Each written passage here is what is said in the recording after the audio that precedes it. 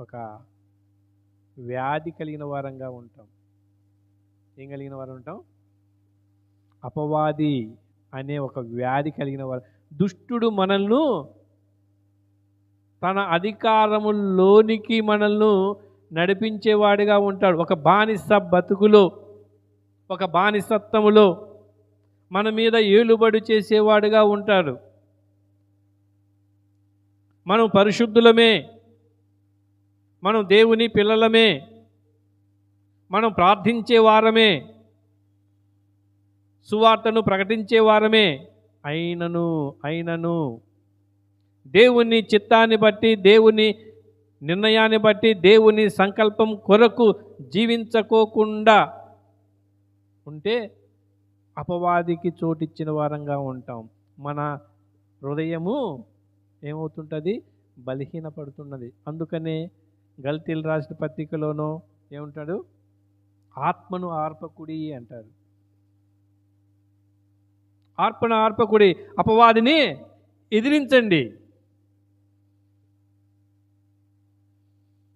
చూడండి ఎంత చక్కగా తెలియజేస్తున్నాడు. ఎంత చక్కగా దేవుడు తెలియజేస్తున్నాడు. మన జీవితాల గురించి దేవుడికి ఎంత దయగలిగిన దేవుడో చూడండి.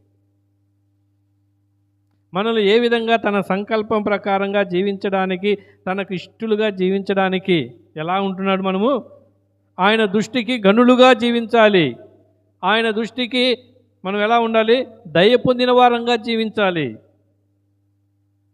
ఆయన దృష్టిలో మహాపరాక్రమమైన శారులుగా ఉండాలి. అపవాది తంత్రములను, సాతాను తంత్రములను ఎదిరించి గెలిచే విజయ వీరులంగా మనం ఉండాలని దేవుడు కోరుకుంటున్నాడు. దేవుని మాటకు చోటు లేకపోతే ఏం కలుగుతుంది? నయామానుకు కలిగిన కుష్టి రోగము కలుగుతుంది. అంటే నెమ్మది లేని జీవితంలో కొనసాగించే వారంగా ఉంటాం.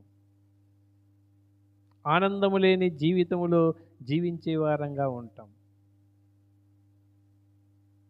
మన మాట ఎవ్వరే కానీ వినరు. కట్టుకున్న భార్య వినదు, కట్టుకున్న భర్త వినడు, పుట్టిన పిల్లలు వినరు, ఇరుగు పొరుగు వారు వినరు, ఎవ్వరే కానీ మన మాట వినరు. కాబట్టి ఎంత ఉన్నా కానీ ఎలా ఉండాలి? మనము దేవుని చిత్తాన్ని అనుసరించి నడుచుకునే వారంగా ఉండాలి. చూడండి ఏమంటున్నాడు.